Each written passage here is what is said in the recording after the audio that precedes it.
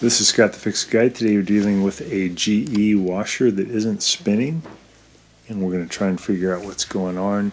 We set it for spin,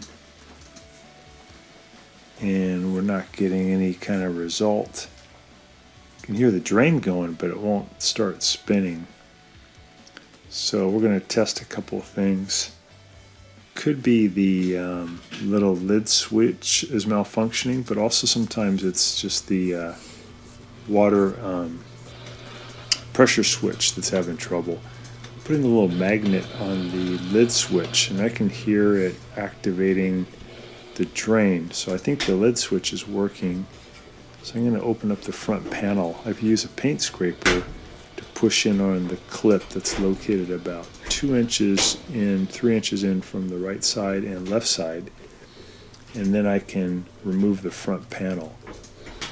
You could also use a standard head screwdriver to kind of pry the clips loose. And once you get the panel off, you'll have access to a lot of the components on the machine.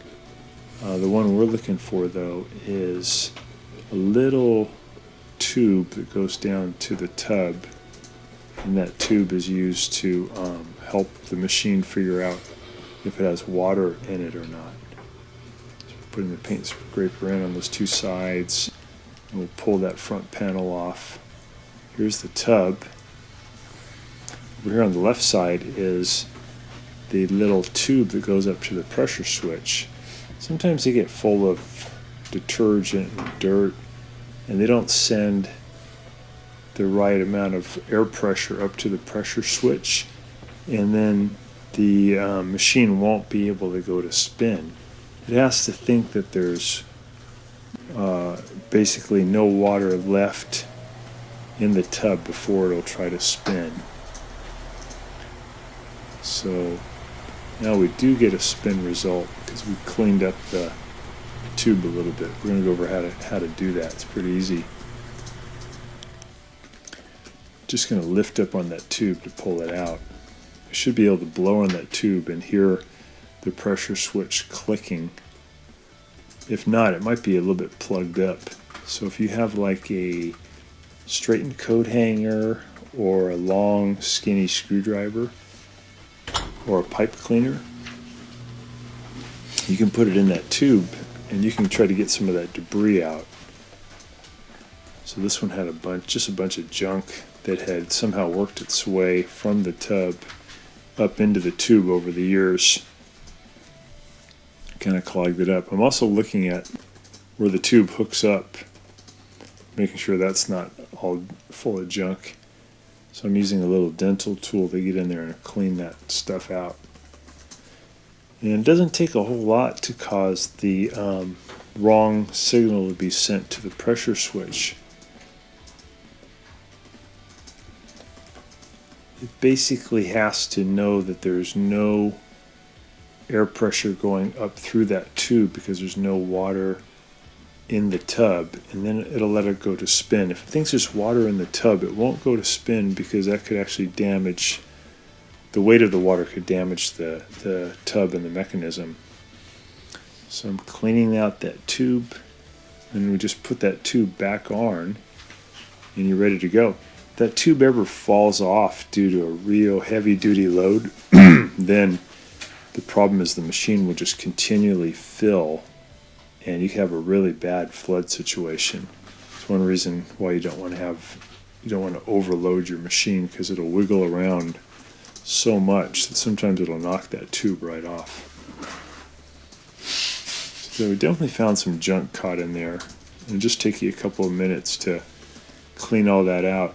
Again, one thing you could do is just blow in on that tube, and you should hear up in the upper left-hand corner of your machine a clicking sound, and that would be the diaphragm on the pressure switch being clicked in due to you putting air pressure in there. So that'd be a good sign. If you don't hear that click, it could be you have a torn diaphragm, or you have a really badly blocked tube. And either way, you got to take care of that, because if the machine can't tell how much water is in there, it could either overfill or in this case it won't go to spin.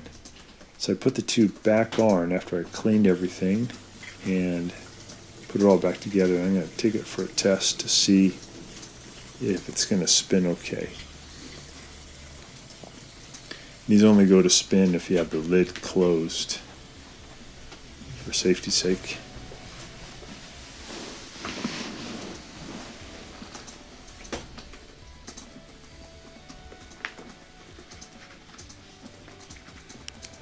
So we're going to put the front panel back on, put it on the little legs on the bottom, and just push in, and the clips at the top will hold the top in position.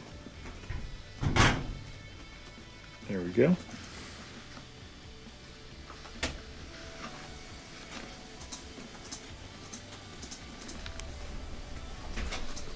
So we set it for spin.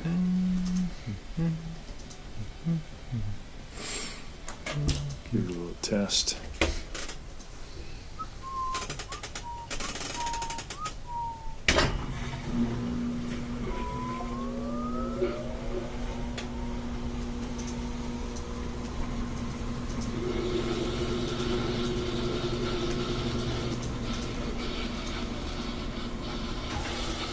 There we go.